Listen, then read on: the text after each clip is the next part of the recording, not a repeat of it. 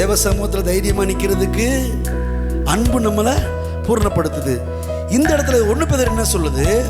இயேசு கிறிஸ்து வெளிப்படும் போது அவரோட போறதுக்கு எது நமக்கு பூர்ணமா கொடுக்கப்பட்டிருக்கிறது? தேவ கிருபை. அந்த கிருபை நம்ம எப்படி இருக்கணுமா? பூரண நம்பிக்கை உள்ளவரா இருக்கணுமா? மொத்தத்துல எப்படி பார்த்தாலும் தேவ அன்பு, தேவ இரக்கம், தேவ தயவு, தேவ கிருபை, தேவனுடைய அந்த மனது இருக்கும். நம்மளை அந்த உலகத்திலையும் வாழ வைக்கிறது, கண்ணை மூடும்போது உன்னதத்துக்குள்ளேயும் கொண்டு போகிறது தேவனுடைய கிருபை. தொடக்கத்திலிருந்து முடிவு வரைக்கும் நீங்க எந்த பக்கத்துல பார்த்தாலும் தேவன் அன்பாகவே இருக்கிறார், தேவன் நல்லவராகவே இருக்கிறார்.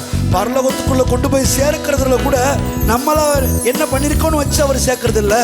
அவர் அன்பா இருக்கிறதுனால், அவர் நம்ம மேல கிருபையா இருக்கிறதுனால், அவர் நம்ம மேல இரக்கமா இருக்கிறபடினால் நம்மை அழைத்து செல்வதற்கு தேவன் தம்முடைய கிருபையை வெளிப்படுத்தியிருக்கிறார். அந்த கிருபையின் மேல, அந்த அன்பின் மேல நம்ம நம்பிக்கையா இருக்கும்போது தேவ சமூகத்தில் போய் தைரியமா நிற்போம். இவ்விதமாய் நாம் எடுத்துக்கொள்ளப்பட்டு அவரோடு கூட என்றென்றைக்கு வாழ்ந்திருப்போம். ஹல்லேலூயா. எல்லாரும் எழுப்பி நிற்கலாம்.